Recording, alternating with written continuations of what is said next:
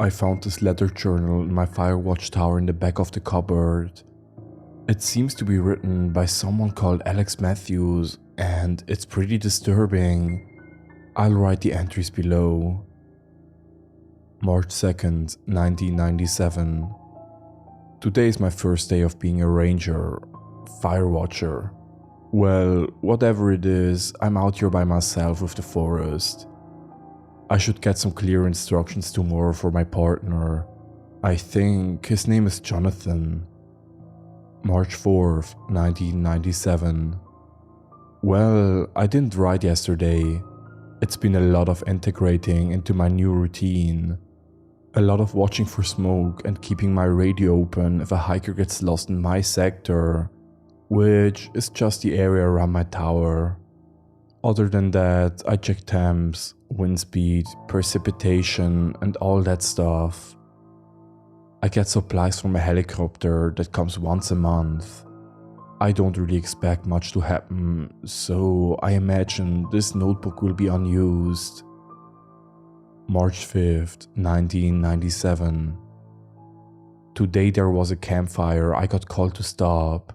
Got over there and had to stop a teenage party. I felt like an ass being about their age, but I needed to get the money somehow. I directed them to get out of there and I stomped out their fire and they left me to grab their trash. On the way back I heard something in the woods. I imagine it's just a deer or something, but first time I explicitly heard something. March 6th, 1997. I'm writing this early in the morning. Last night there was something outside my ranger station. I heard what sounded like footsteps and muffled talking. Then outside my door was a deer skull. I found out it was on the one outside of the outhouse on the ground floor. I'm certain it was the teenagers I pissed off yesterday.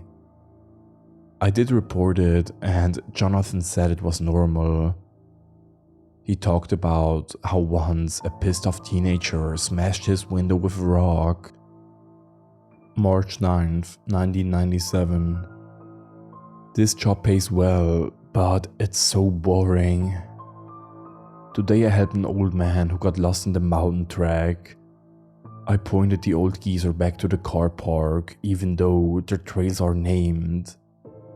He even had a cane. I don't know why he's out here walking these trails. I've just got a call from Jonathan.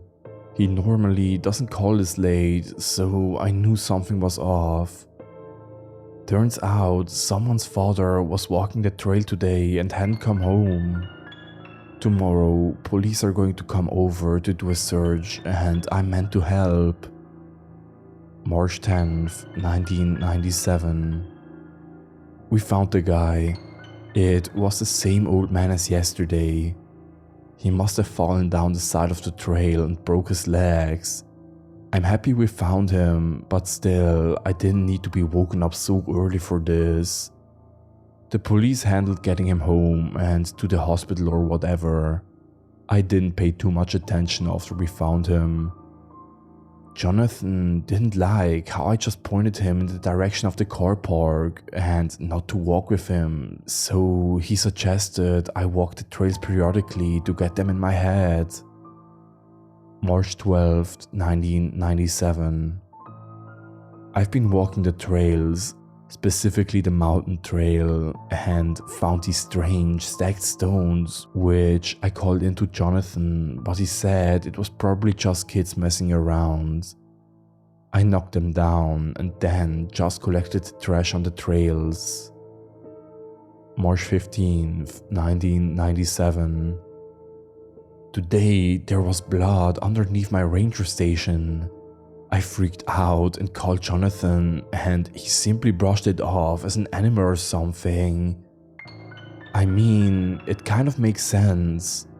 There are still wild animals, but I thought they would have learned to stay away from the ranger stations.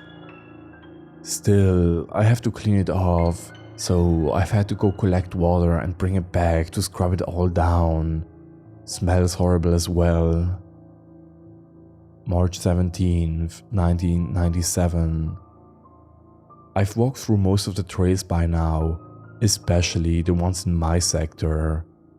So now I get to go back and begin walking through them again. God, I love my job so much. At least I'm getting more in shape. March 18th, 1997. Holy Jesus fuck. I walked the mountain trail and there was animals in the trees. I was walking and near where the stacked stones were and they had just been put back, except there was blood on them. I went to get a closer look in case it was just someone with red paint, but a warm, single drip fell onto the back of my neck. I looked up and it was a massive deer. Its head was pointed up and it looked crucified. The stomach was sliced and disemboweled with the intestines draped in the trees like Christmas decoration. I was frozen, staring at this thing at least 15 feet in the air. I slowly got my walkie to call this in. Midway through talking to Jonathan, I heard a loud crack in the forest and I just ran. I kept running, hearing these loud footsteps right behind me. I was almost at my ranger station, but I tripped and turned around, but it was just gone. I called Jonathan and he said to just get some sleep. That was the first night I slept with the curtains closed. March 19th, 1997. I didn't sleep and I didn't leave my station nor open my curtains. Jonathan was oddly calm about it. He said something about paranoia or just trauma of seeing that. He said that he'll call the police if that will make me feel better. They also had to get it out of the tree anyway. March 20th, 1997. I had led the police down to where the body was. We found footprints on our way there. They were a mix of my footprints with the shoes I was still wearing and these large impressions. 3-toed, but the toes alone were at least the size of my foot. We decided to continue to the deer. The blood was still scattered around the area, but the carcass was gone. Some of the intestines were still hanging, but the main cadaver wasn't there. It seemed whoever came back to get it waited until it was dry.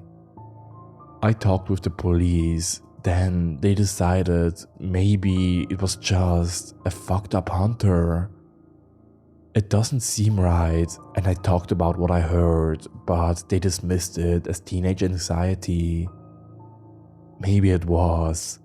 God, I feel stupid, and maybe I was just overreacting. They didn't even acknowledge the footprints.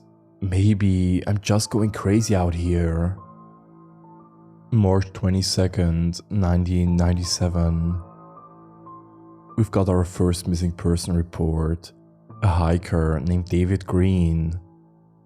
Jonathan informed me that it's pretty common and that they'll turn up in a couple of days.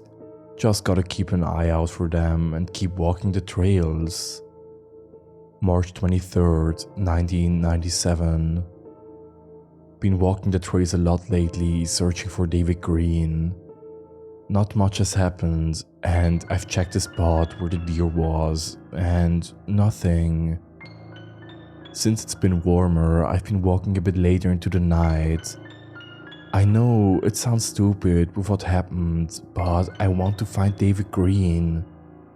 Maybe I might get a raise, or it will help me somehow. But really, I just want to find him. March 24th, 1997. I found him, but not in the way I wanted to. Me and Jonathan have lately been working closely with the police. For me specifically, Officer Davis and his dog Spike. We were walking down a trail known as the Sledge Track when his dog picked up a scent and we followed it down the side of the trail. The dog led to a large open clearance. In the middle of the clearance was a body.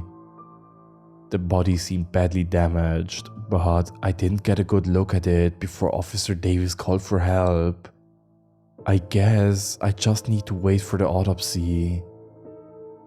March 26, 1997. I got the autopsy report early, specifically from Officer Davis, and immediately shared it with Jonathan as well. Me and Jonathan talked extensively about the report, but essentially it goes like this. David Green was 37 years old with brown hair, yada yada, all the normal stuff relating to his weight and height. But the actual part about what condition his body was in goes as this. Head is mostly intact with slight bruising on the back and left side. Right arm is intact with slight bruising. Left arm is absolutely shattered from forearm to shoulder from blunt force. The ribcage is also shattered from the left side, possibly the same force that eviscerated David Green's left arm. The hips, pelvis, and top part of the legs on the left side are also heavily damaged. The right leg is intact, although dislodged. The top portion of the left leg is heavily damaged, possibly from the same force that eviscerated David Green's left arm, but the bottom portion is more intact. That was the main portion of the autopsy report. There was a small excerpt at the bottom that all the blood from his body was removed or dried. The cause of death was listed as exsanguination, which I learned from Jonathan that means bleeding out. I've written enough today and I just need to lie down after this. I'll post more, but it takes a while to write these entries down. The journal isn't in perfect condition. I had to post this again as I saw I had messed up some of the sentences and or wording in this. Also, I have now written down a few more entries.